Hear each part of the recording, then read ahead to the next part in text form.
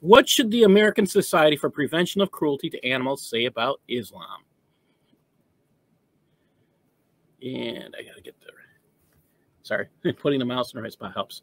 All right, the Sutlifian Report live now. Please make sure you do hit subscribe. Please make sure you do hit like. That helps. That helps with you get the algorithms get going. And actually, the big thing it helps is for those people who don't usually get to see something like this, the more likes we get, and that goes for everybody, like Eric and Chris Claus, Rad, everyone that has a YouTube channel, the more likes they can get, the more they're going to get seen. That's how the system works. Okay. Let's talk about what the ASPCA is. ASPCA is the American Society for the Protection Against Cruelty to Animals. They have a part of their work talks about reporting animal cruelty. On their website, it says, if you think someone you know is abusing animals, please speak up. The best thing you can do is report your suspicions of cruelty to your local law enforcement agency, humane organization, an animal control agency, or taxpayer-funded animal shelter. And, it tells you to read on to find out more. Okay, so this gets important. So just hold on just a second. I'm still working here. Okay. Wow. Some of these things, you're just going to see and go, wait a minute, can that be true?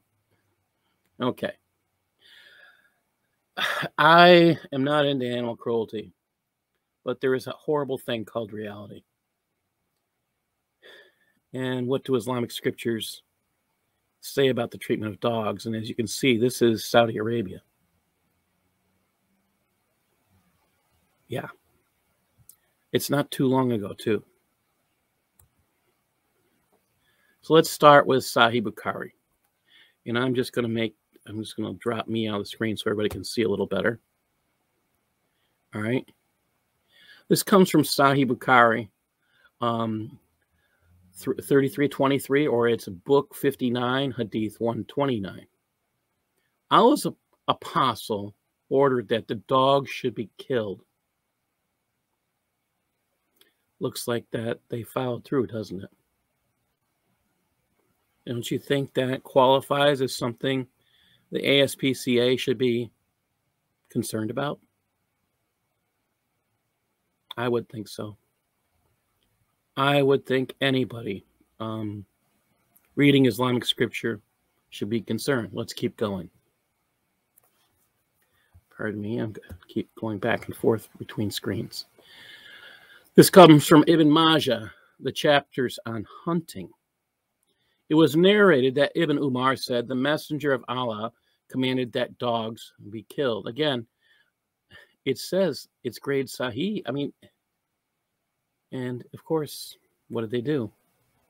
Yeah. Let's try Abu Dawood. This is Hadith, book 10, Hadith number 2839. Narrated by Abdullah ibn Maghafal. The Prophet said, were dogs not a species of creature, I should command that they all be killed, but kill every pure black one. So he's saying, I mean, I read this, I've read it about 6 or 7 times, and I always stop and think, okay, if dogs are a species of creature, almost sounds like he wants to eliminate every dog from the planet. As you think about this, it becomes problematic. And why do I say that? He's actually,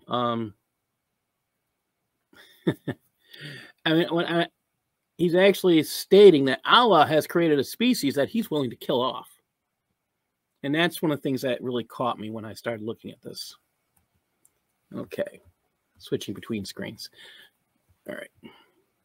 Again, so what does this do the hadith say? This comes from Sahih al-Bukhari, ablutions, wudu, and narrated by Abdi bin Hatim. It says, I asked the Prophet about the hunting dogs, and he replied, if you let loose with Allah's name your tame dog after a game and it hunts it, you may eat it. But if the dog eats the game, then do not eat it, because the dog has hunted for itself. I further said, sometimes I send my dog for hunting and find another dog with it. He said, do not eat the game, for you have mentioned Allah's name only on sending your dog and not the other dog. So go hungry. Remember, these are desert people. They don't see, it's not as easy as me saying, you can go buy that at the store. You don't have to worry. No, this was, again,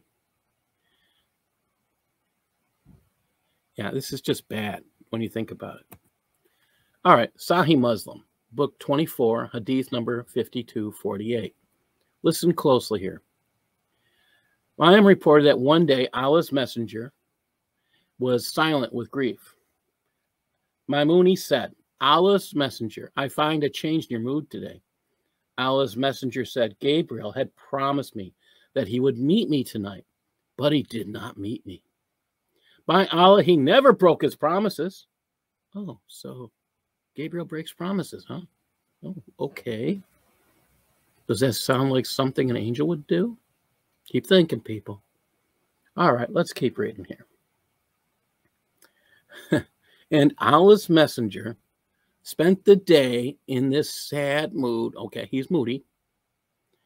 Then it occurred to him that there had been a puppy under the cot. He commanded, and it was turned out. He then took some water in his hand and sprinkled it at that place. When it was evening, Gabriel met him, and he said to him, you promised me that you would meet me in the previous night. He said, yes, but we do not enter a house where there is a dog or a picture. Then on the very morning, he commanded the killing. Catch this now. I'm going to read this one more time. I'm going to finish it. He says, then on that very morning, he commanded the killing of the dogs until he announced that dogs kept for the orchards, he's talking about working dogs, should be spared. The dog meaning the protection of extensive fields or big gardens. So the working dogs get the exception. But this order to kill all the dogs came first.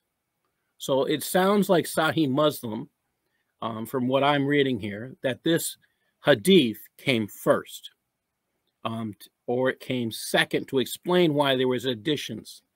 So let's think about that. Yeah, you're asking a right question there, asked Kafir. What orchards? Well, in the imaginary Mecca that somebody claims existed, because you look where Mecca is. Yeah, there's so many things about Mecca that don't make sense. Merry Christmas, everyone, too. Yes, thank you. It is. We have Christmas in 2 days. But let's keep going. So we know why Muhammad hated dogs, because Allah's messengers are not strong enough to stand up to dogs. They're afraid of dogs. They're afraid of pictures. They can't show up. So the question is, are they saying that, it's one thing from this to not show up. Are they stating fear?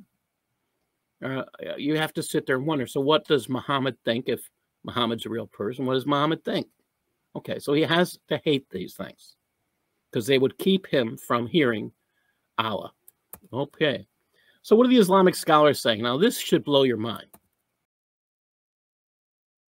You're watching Let the Quran Speak. Now we answer questions we receive from you, our viewers. If you have a question yourself, please visit our website, www.quranspeaks.com. Okay, Brother Shabir, the first question is about dogs. So this person is around dogs a lot and is wondering, what was the Prophet's attitude towards dogs? What are the limits around dealing with dogs? And how should a Muslim woman respond, if they're always around dogs? How should they deal with the situation? Yeah, so most people get the impression that Muslims somehow have something against dogs. So we need to go back and see where this comes from. There are some traditions that mention that the Prophet, peace be upon him, ordered dogs to be killed, and then he made an exception only for the sheep dog or the guard dog. Or the hunting dog. Mm-hmm. But if one were to start with things in order, like first we look at the Quran to see if the Quran says anything about dogs, and then we go to the traditions and we put everything together. Well, the Quran actually doesn't say anything negative about dogs. In fact, there is something positive, because in the story of the youth who hid in the cave in the 18th chapter of the Quran, the 18th chapter, we have it that they had a companion, a dog, Many commentators say that this dog will also be in paradise. Now we know that nothing impure or unclean will be in paradise, but this dog will be there. So some will say, okay, but God will make this dog pure, so it'll be in paradise. But nevertheless, the Quran does not show anything negative about the dog and doesn't show that the dog is impure. On the other hand, there is actually a mention in the Quran that the food that is procured for Muslims by means of their hunting animals is permissible to eat. This is specifically mentioned in the 4th verse of the 5th chapter of the Quran. Among the hunting animals, there were dogs at the time. So it is well known that the dog would go hunt the animal, bring it back to the, or at least retrieve the animal that may have been killed by a spear or arrow. The dog would go retrieve it and bring it. So the dog comes with the animal in its mouth. Something that the saliva of the dog is impure, but this seems to speak against that because obviously the saliva of the dog gets mingled with the meat which it brings to its master. So from the Quranic perspective, there doesn't seem to be anything wrong with dogs, and dogs may be good hunting animals, and the meat that they bring in their mouths are good for Muslims to eat, obviously after washing and so on, as we would treat any other meat. So where does this idea come from that dogs are somehow impure? Well, it could be... And their saliva is impure as well. Yes. It could be that at the time there were some dogs which were rabid, and the best way of dealing with that situation to protect the population was to euthanize some dogs. And as the people remembered the tradition, they just remembered that dogs were euthanized without remembering the reason behind it. So it's not mentioned that the dogs were rabid, but that would be a good reason why dogs were euthanized. Otherwise, there'd be no good reason. There doesn't seem to be anything fundamentally wrong with dogs per se.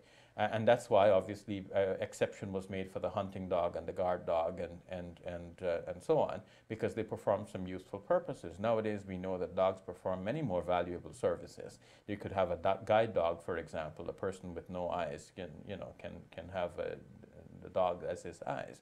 And such a person should be allowed to attend the mosque or to attend any Islamic service without having people going, wait a minute, something is wrong here. So Muslims do not have to react with this kind of negative reaction every time they see a dog. That's all the time we have. Thank you, Brother Shabir. You're welcome. For updates and additional information, please visit our website, www.quranspeaks.com. And write to us because your comments and questions help guide the show. I'm Safiya Ali. For all of us here at Let the Quran Speak, thank you for watching. I'll see you next week. Allahu Akbar, Allahu Akbar.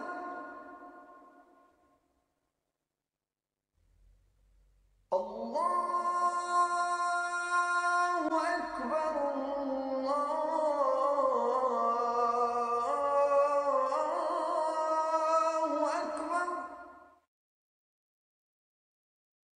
Swish this sour liquid in your mouth before bed to regrow your teeth and gums before you sleep, and never need a dentist again. Scientists at the National Institute of Dental Research just discovered a powerful sour liquid that can regrow your teeth and gums almost overnight. How is this possible? This liquid contains special microscopic healing ingredients that reach deep inside the gum pockets and in between all your teeth, something not possible until now. This method is 10 times more effective than any existing solution, which means you'll never have to step foot into a dentist office ever again, as this can easily be done from home at your kitchen table. The crazy part is it only takes a few seconds to do and immediately starts restoring years' worth of damaged receding gums and decaying teeth in just a matter of days. So if you are still struggling with bleeding or receding gums, gingivitis, gum infections, toothaches or decay, bad breath, or any type of periodontal issue, then this discovery could save your life.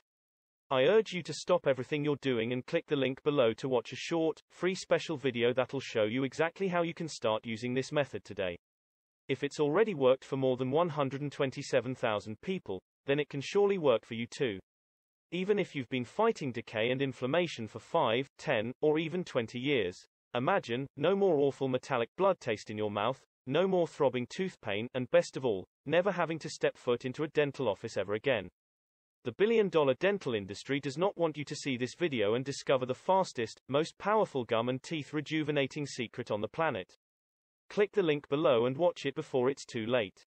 Click it now as it will disappear in just a few seconds.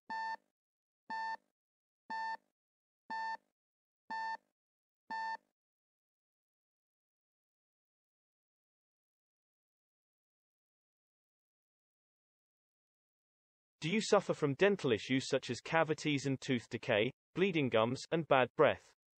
If so, stop what you're doing, because you've never seen anything like this before. A strange African tribe ritual has turned the entire. And as people remember the tradition, they just remember that dogs were euthanized without remembering the reason behind it. So it's not mentioned that dogs were rabid, but that would be a good reason why dogs were euthanized. Otherwise, there'd be no good reason. Did you catch that? He said there'd be no reason. So is Shabir, I'm spelling his last name wrong purposely, Ali, an Islamophobe? He's lying when he states and mentions rabies as a justifiable reason that dogs were killed. We know he's lying because we just read the hadith that told us why they were killed. All right. So is he afraid of true Islam? Let's think about that. Does that make him an Islamophobe? Assalamu alaikum, Dr. Zakir. My name is Mohammad Niza. I just recently graduated from medical college. So my question is regarding the haram about touching the dog. So when I listen to your answer, the saliva is haram probably due to the rabies. You said about hydrophobia. So now recently we know there is vaccine produced against rabies. So what is your answer to it? Brother, the question that I gave, one of the reasons that why we should not touch the dog, and I said that licks the body, and one of the reasons that can be the reason not given the hadith, and I gave that the saliva has certain germs and rabies, etc. He being a doctor is saying that now we have a rabies vaccine, you know. So what is the reply? Brother, when you jump from the second floor, what will happen? You'll fracture your leg. You go to the hospital, you have treatment for the fractured leg. Will you jump from the second floor? No. Why? You're a doctor. Will you die? Chances are less. Second floor you won't die, but you'll break a bone. So will you jump? No. You can go to the prostitute. Maybe you'll get STD. Is there treatment for STD? STD, sexually transmitted disease, gonorrhea. Treatment is there, not AIDS. Yes, yes. Will you go? No. If you have diabetes, okay, we'll give you insulin. Will you have extra sugar? Prevention is better than cure. You're a doctor. I'm also a doctor. Sure. So will you tell your doctor, oh, do everything, I'm a doctor, I will give you injection. So when the patient comes with rabies, no problem, go to the docs, take more bites, I will keep on giving you injection. What will the patient tell you? What will the patient tell you? You're a good doctor. Patient will tell you the doctor wants to make money. Therefore, it's telling, okay. So prevention is better than cure. So in Islam is the solution. The solution is stay away from it. Don't take vaccine. Why you want to get injected with the disease and then take a medicine? Best is prevention is better than cure. Hope that answers the question. Thank you, doctor. Will you go? No. I'm sorry. This guy If you is a have total idiot. What will the patient tell you? You're a good doctor. Patient will tell you the doctor wants to make money. All right. Okay. This guy is a true Islamophobe. All right. He lies when he claims killing dogs had to do with rabies. So is he afraid of true Islam? So I think it's time we start calling these people out as Islamophobes. They're not telling the truth about Islam. So they must be afraid of it. Worse, he claims to be a medical doctor and displays ignorance on a vaccine being preventative medicine. This guy calls himself a medical doctor and doesn't know what a vaccine is? How did he ever pass his boards?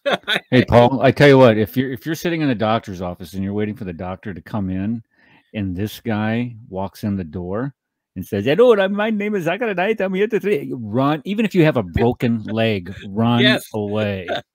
Absolutely.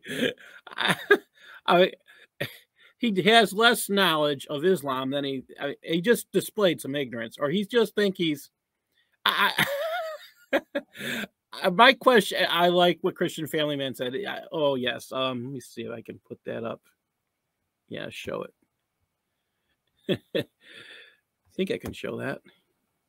Yeah, these idiots listen to Soccer Night, but I think the one I wanted was oh, I went so fast. Sorry about that. Is he? Oops, I blocked somebody. Unfortunately, I did not do that intentionally. Sorry, Christian family man. I didn't intentionally do that. I'm still learning the system. Forgive me. So this guy is probably the most insane idiot that you can.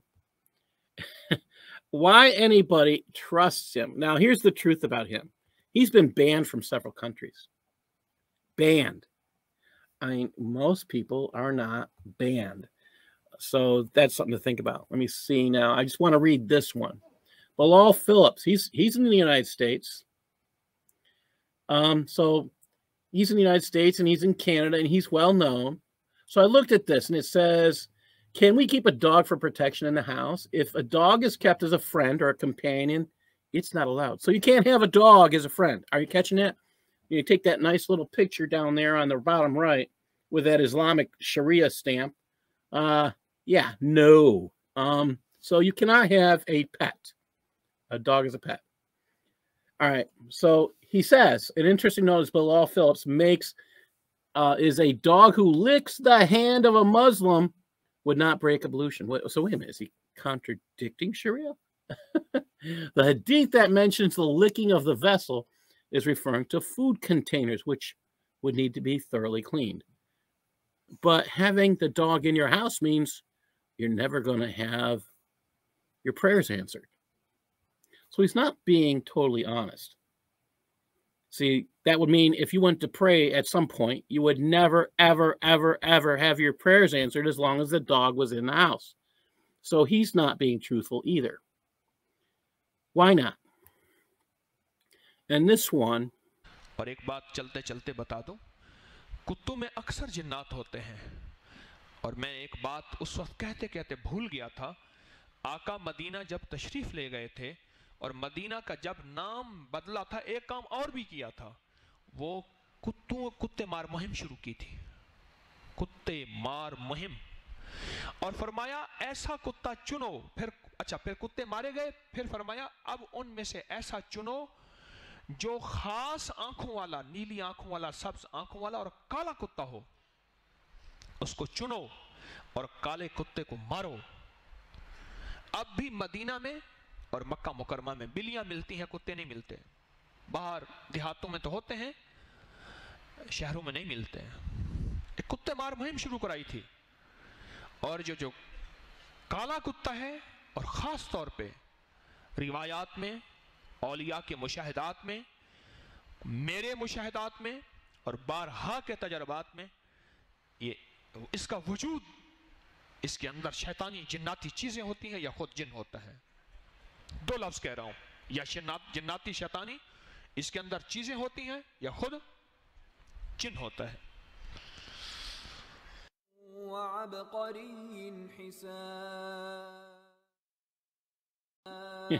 So anybody can find this, and I think he's probably the most forthright, honest one.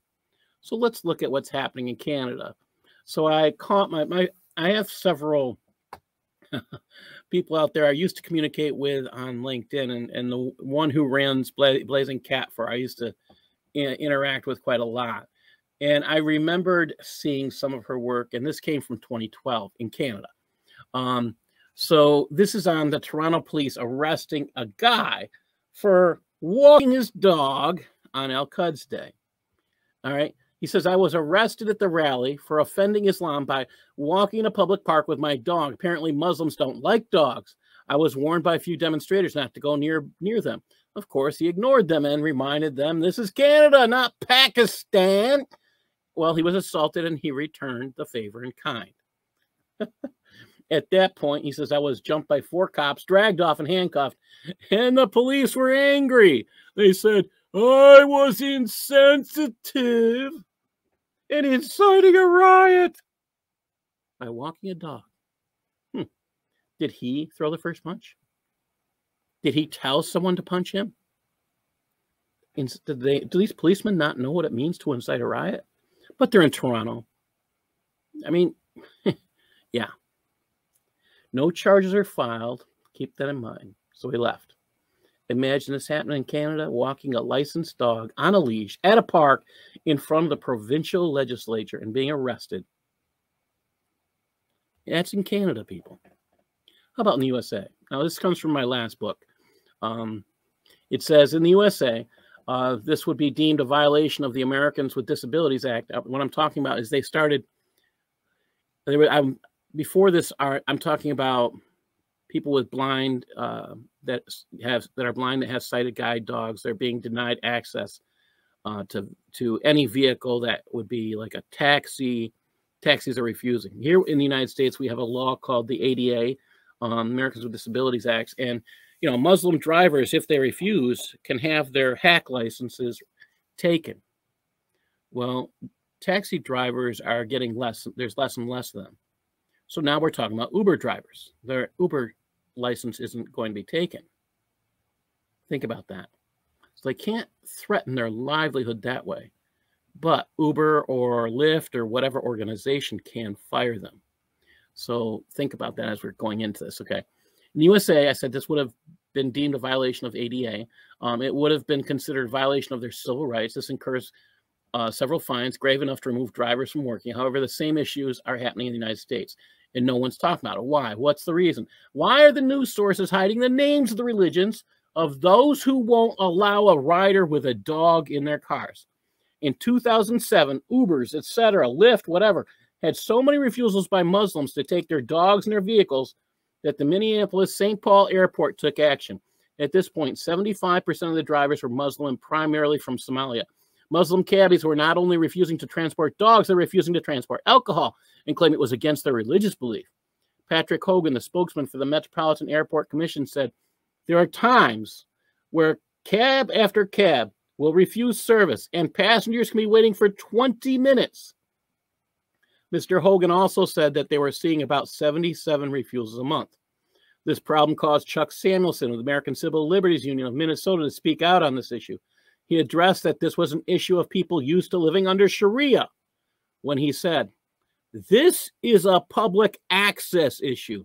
Bottom line is, we're a secular society, and that's the way it is." But why are they keeping silent? Why does it take frustration for someone to actually say something or do something? All right, let's look at Europe. Muslims declare jihad on dogs in Europe. Now, Soren Kern, if you don't go to Kate Stone, my suggestion is that you do these days. It's an outstanding place to get good information. Soren Kern, this is from 2012, wrote this. A Dutch Muslim politician has called for a ban on dogs in The Hague, the third largest city in the Netherlands. Islamic legal tradition holds that dogs are unclean animals, and some say the call to ban them in Holland and elsewhere represents attempts to encroach Islamic Sharia law in Europe. Yeah, it is. The latest canine controversy, which the Dutch public has greeted with a mix of amusement and outrage, follows dozens of other Muslim dog-related incidents in Europe. Critics say it reflects the growing assertiveness of Muslims in Europe as they attempt to impose Islamic legal and religious norms on European society. The Dutch dust-up erupted after Hassan Kusik, a Turkish Dutch representative on the Hague's City Council for the Islam Democrats, vehemently opposed a proposal by the Party for the Animals to make the city more dog-friendly. According to the January 28th report, again, this is 2012, the Amsterdam-based newspaper, De Telegraaf, Kusik counter-argued that keeping dogs as pet is tantamount to animal abuse. Animal abuse, huh? All right. This goes on. According to the website, the Islam Democrats, this is where it gets interesting. The party is founded on the Islamic principles of justice, equality, and solidarity. People, that's a bold statement that this is a Muslim Brotherhood entity. Wherever you see justice, equality written in an Islamic organization, and usually you'll see solidarity too, it's always an affiliated entity of the Muslim Brotherhood. So I'm reading along. Okay, so now we know that the Muslim Brotherhood has their own political party in Holland. Paul ter Linden represented the Dutch Freedom Party in The Hague. City Council responded to Cusick. In this country, pet ownership is legal. Whoever disagrees with this should move to another country. I'm all with you, Paul. Dutch political commentators believe Cusick's declarations are a provocation designed to stir up Muslim population in The Hague. Muslims who now make up more than 12%. This was in 2012, people. They're closer to 20 right now, by the way. They view dogs as ritually unclean animals, and Cusick's call for a ban on them is a sure vote getter. The incident in Holland follows dog-related controversies in other European countries. In Spain, two Islamic groups based in Lleida, a city in the northeast region of Catalonia, where 29,000 Muslims now make up around 20% of the city's total population, asked local officials to regulate the presence of dogs in public spaces so they do not offend Muslims. So Muslims demand that dogs be banned. This is from all forms of public transportation, including all city buses, as well as all areas frequented by Muslim immigrants. Muslims said the presence of dogs in Lleida violates their religious freedom and their right to live according to Islamic principles. Wait a minute. You were seeking to get away from a place that was willing to kill you, because that's how you persecute you. That's your claim to the, quote, refugee status. And now you're insisting that the people that are supposed to be providing you a place to be safe have to accept Sharia? Problematic, severe issues. Something is wrong. Yeah. All right. So this goes on. In Britain, which has become ground zero for Europe's canine controversies, blind passengers are being ordered off buses or refused taxi rides because Muslim drivers or passengers object to their unclean guide dogs.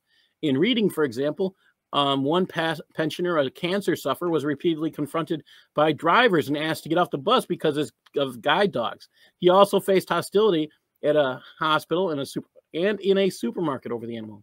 In Nottingham, a Muslim driver refused to carry a blind man because which is basically, again, put the blind man into the car, refused to take them because he had a guide dog. The taxi driver was later fined, approximate amount to American dollars, $470. That's not going to hurt him. In Stafford, a Muslim taxi driver refused to carry an elderly blind couple from a grocery store because they were accompanied by their seeing-eye dog. In Turnbridge Wells, Kent, a blind man was turned away from an Indian restaurant because the owner said it was against his Muslim beliefs to allow dogs into the establishment. In London, you see how this is going on and on and on? But here's the thing that really got me. This last few sentences. In Britain, police sniffer dogs trained to spot terrorists at train stations may no longer come in contact with Muslim passengers, following complaints that it was offensive to their religion. So dogs that are used to prevent people coming in with bombs may not snuff those that follow Islam. But wait a minute, were the Christians blowing people up? No. Were the Jews blowing people up? No. Were the Hindus blowing people up? Were the Buddhists? No. Was any other religion blowing people up as part of their faith? I think it was only Islam. So why are they prevented? This is the insanity, people. So what does Dar al-Islam say about dogs today? Ka-ching. All right. Russia Today. There's a video on YouTube. You can look this one up. I couldn't show it. There's an actual organization in Pakistan. They are called the Dog Shooting Squad. And the video from Russia Today actually shows them out shooting random dogs. They go over, they scoop the dog up with a shovel and throw it in the back of the truck. And it's repeated for the 1 minute and 32 seconds of this video. But that's okay in Pakistan because, God forbid, that they would be in a house or someplace that would prevent the Muslim from, from having their prayers heard. Yeah. Let's look at Pakistan. Again, this is, we're going to talk about where this comes from in a second. So, hundreds of stray dogs poisoned. This came from 2016 in Pakistani city of Karachi. Officials have poisoned hundreds of dogs in the southern Pakistani city of Karachi in the latest efforts to curb a population of strays that attack thousands of people each year in the teeming mega city of some 20 million. Wait a minute. You have 20 million people there and hundreds of stray dogs. And they're saying they're biting thousands. That doesn't seem like it follows suit. Something's off with that part of the story. How about this one? March 30th of 2021. A mass culling of strays in Pakistan. 25,000 dogs expect to be killed in the next few weeks. OIPA International writes to the Prime Minister. IPA. A list of countries that brutally and cruelly kill street dogs and cats rather than using ethical methods to keep under control. Strays population is getting longer day after day. The Pakistani government has been recently planning to cull 25,000 stray dogs within the next 60 days. They did do it. The mass killing has started in the tehsils of Lorhan, Kehor, Paka, and Dunyapur under the special directive of Commissioner Javed Akhtar Mahmood. Many people across the world might not know it, but this is a method recently introduced in the country. More than 50,000 dogs die every year on the streets of Pakistan by being killed, shot, whatever, poisoned, murdered. Yeah. Yeah. This is hard for me to even get into. I used to work in an animal hospital, people. It's just too sick. Pakistan is a signatory of the World, a signatory member of the World Organization on Animal Health.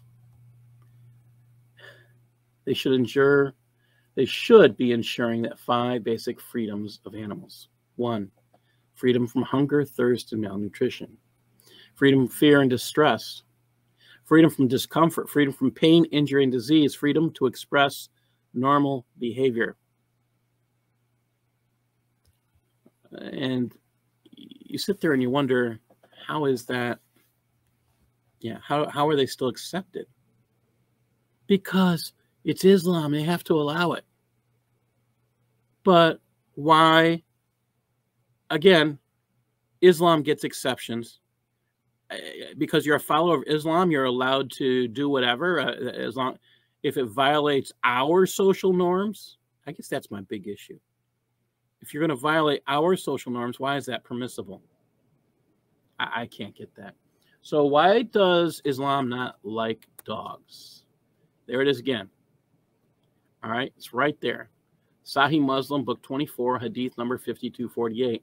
And it had to do with Gabriel not showing up because Muhammad had a dog. Oh, so the next day, again, he commanded the killing of the dogs. Then he made an exception for the working dogs. All right. But he had to give that order first. So why does Islam not like dogs? It's because Muhammad feared he wouldn't be able to get a message from Gabriel or from Allah. So the conclusion, if Muhammad fears Scooby-Doo, keeping Allah's messenger away, or all of his followers must now fear dogs. Poor Scooby-Doo. Poor Muhammad, what happens if a dog chases him? Will he ever hear? Okay, so it's not just, believe it or not, it's not just dogs. Let's take a look at this one. This comes from Sahih Bukhari. Chapter 8, it says, Allah's narrated Sharik. Allah's messenger ordered that the salamander should be killed and said it blew the fire on Abraham. It sounds like I was just telling someone today, that sounds like an anime from Japan. I I don't know what else to say. It sounds so ridiculous. But again, that's from Sahih Bukhari, book 60, Hadith 34. So look out, salamander. Islam is coming for you. How about the geckos? Abu Hurairah reported, again, this comes from Sahih Muslim, 2240C or book 39, Hadith 199. Abu Hurairah reported Allah's messenger is saying that he who kills a gecko with a first stroke, there are 70 rewards for him. Oh, I feel sorry for geckos. Islam is coming for you. So the conclusion, if Muhammad fears Scooby-Doo, salamanders, and geckos about keeping Allah's messenger away, all of his followers must fear dogs and salamanders. Sad. So I'm just going to throw this out there for those who are wondering how to support my work. Go to Amazon. I'm putting something down on the bottom to say how to support it. My books are on. I'm just starting to put EPUBs out, and I'm currently working on turning those books into audiobooks. So we'll see. That's part of what I'm trying to do. So thank you for that. Now, I have some great people on the show, and I'm just trying to get my mouse back. I've lost it. So anybody have any comments about these dogs or animals being killed? Muhammad's sick. Can't say it any better. Yeah, this is, I mean, when we think of animal dogs, specifically dogs, and how dogs are like this cross-cultural link between different cultures, and the attachment of human beings to them extends to virtually every culture in the world. Now, I get it. You know, there are some cultures that still eat them, but even within those cultures themselves, they still keep dogs as pets. They still keep dogs as pets within their homes. And to have some type of prohibition against that because you're afraid that the angels will not enter, they're afraid to enter the house because there's a dog in it. What, I mean, it's kind of like voodoo. I mean, if you think honestly about it, a dog will not, or an angel will not come into the house because a dog is in the house. Are dogs more powerful now than what angels are? Are angels so pathetically shallow that they can't enter into a dwelling where a creation of God exists? All of these questions need to be asked of people who practice these things, who are following the hadith and the Quranic admonitions against keeping a dog in your house itself. I watched a funny guy one evening try to justify this on his show, saying how clean cats are, and it's okay to keep a cat in the house, but dogs are just nasty animals. They don't have fleas like cats don't.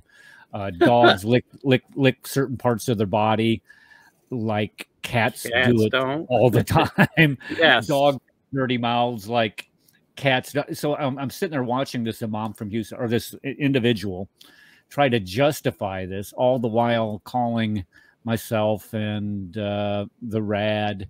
And I don't know if Dr. Kufar Phobia was in it, or Chris was in it on it. We're the swine of the humankind. We're the ones out there rutting in the forest, digging up roots and things of this nature.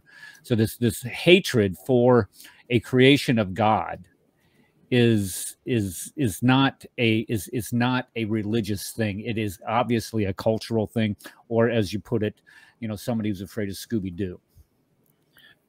I think I'll give Eric deserves credit for mentioning Scooby-Doo, because it comes down to it. This guy, Muhammad, didn't worship a very strong God, because his messengers are weaker than dogs. and he, I gotta defend the geckos. I do think they're cute. Hide the geckos. Yes, I agree. Hide the geckos. And the tale about salamanders with fire coming out of them.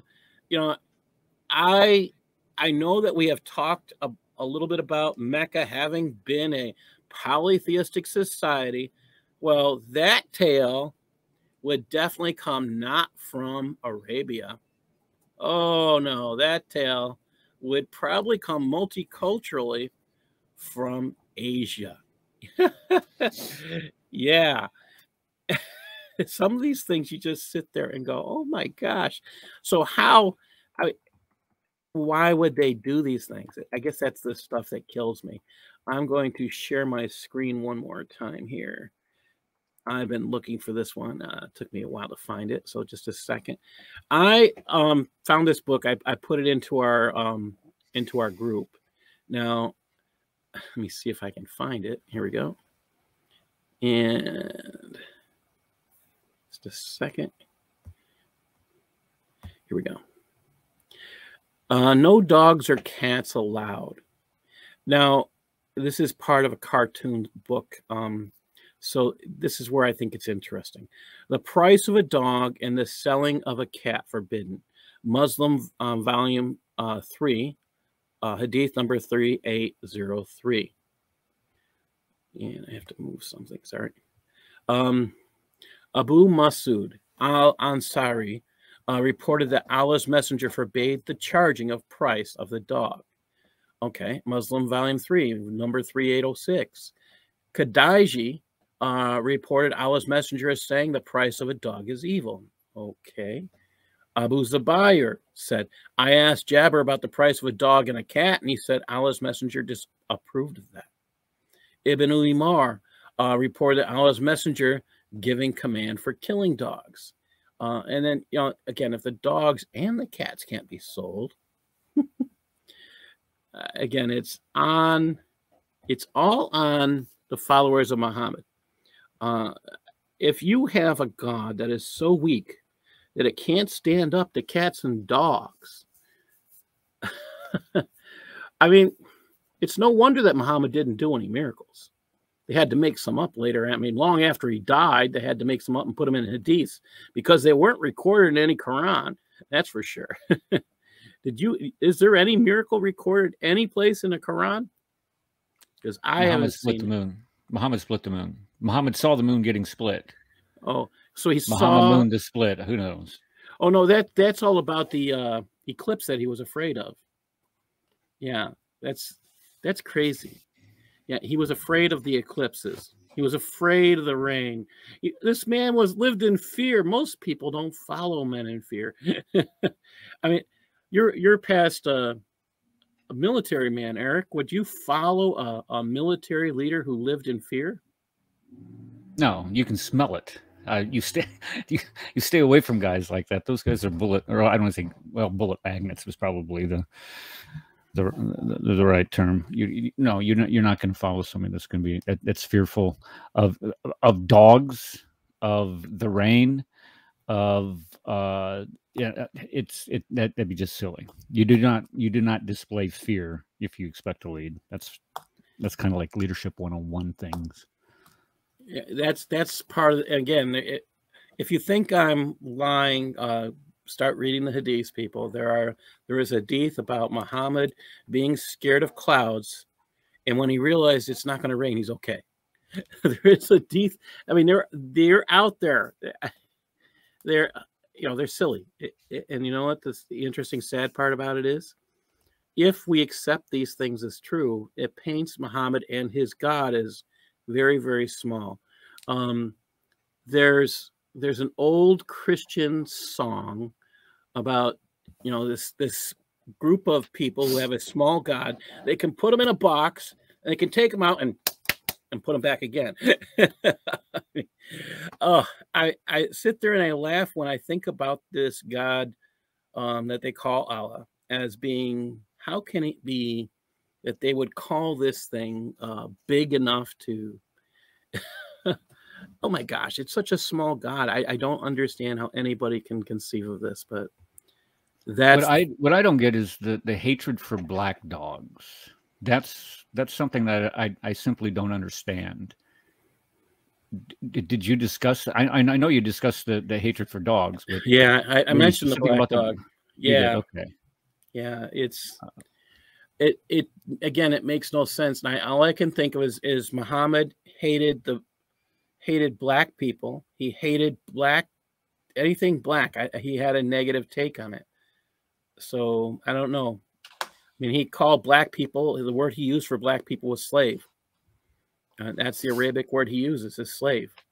Most people may not know that. I actually, I had Usama Dakdak correct me when I was trying to, find some of this information out, and he put me in that direction. So it has. I mean, he even takes that into killing dogs because they're black, and his description of evil has to do with black.